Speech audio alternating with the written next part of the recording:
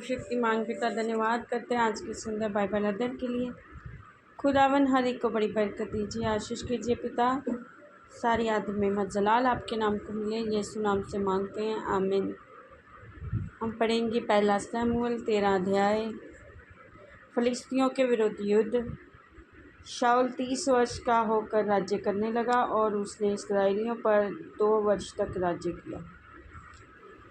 फिर शाऊल ने इस्राएलियों में से 3000 पुरुषों को अपने लिए चुन लिया और उनमें से 2000 शाऊल के साथ मिशमाश में और बैतेल के पहाड़ पर रहे। 1000 योनातान के साथ बिन्यामीन के गिबा में रहे और दूसरे सब लोगों को उसने अपने अपने डेरे में जाने को विदा किया। तब योनातान ने फिलिस्तियों को उस चौकी को जो गिबा में थी मार लिया और इसका समाचार फिलिस्तियों के कानों में पड़ा। तब शाऊल ने सारे देश में नरसिंगा फुँकवा कर ये कहला भेजा, इब्री लोग सुने। और सब इस्राएलियों ने ये समाचार सुना कि शाऊल ने फिलिस्तियों की चौकी को मारा है, और ये भी कि फिलिस्ती इस्राएल से घृणा करने लगे हैं।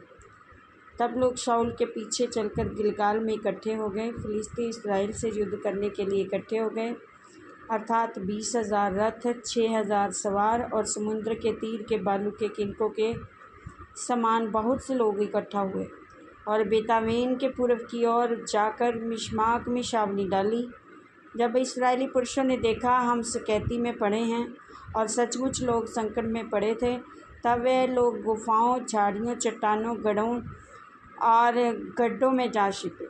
और कितने इब्री यरदन पार होकर गाद और गिलाद के देशों में चले गए, परंतु शाऊल गिलगाल में ही रहा और सब लोग थरथराते हुए उसके पीछे हो लिए।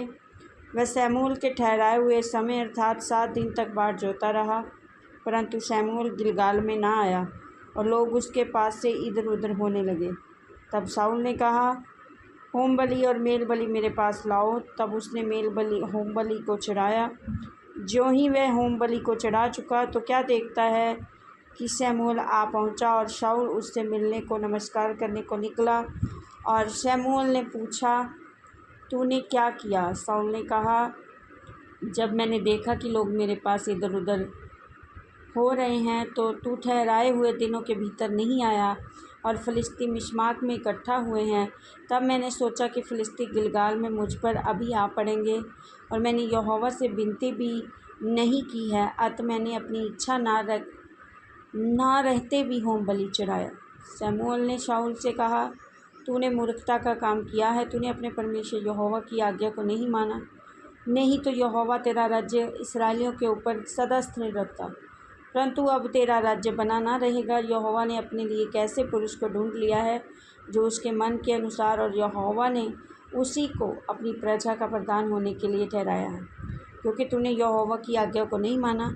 तब शमूएल चल निकला और गिलगाल से बिन्यामीन के गिबा को गया, और शाऊल ने अपने साथ के लोगों को गिनकर कोई 600 पाए।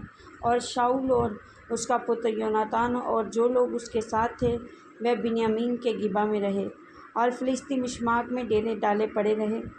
और फिलिस्तियों की छावनी से आक्रमण करने के 3 दल बांध कर निकले, और एक दल ने शुआ नामक देश की ओर फिर के ओप्रा का मार्ग लिया।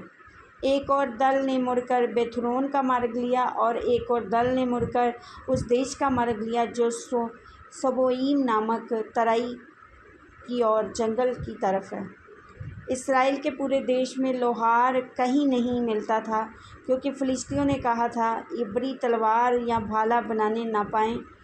इसलिए सब इस्राएली अपने अपने हल की फाल और भाले और कुल्हाड़ी और हंसुआ तेज करने के लिए फिलिस्तियों के पास जाते थे, परंतु उनके हंसुआ, फालों और खेती के तरशूलों और कुल्हाड़ियों की धारें और पैनों की नोकें ठीक करने के लिए वे रेती रखते थे।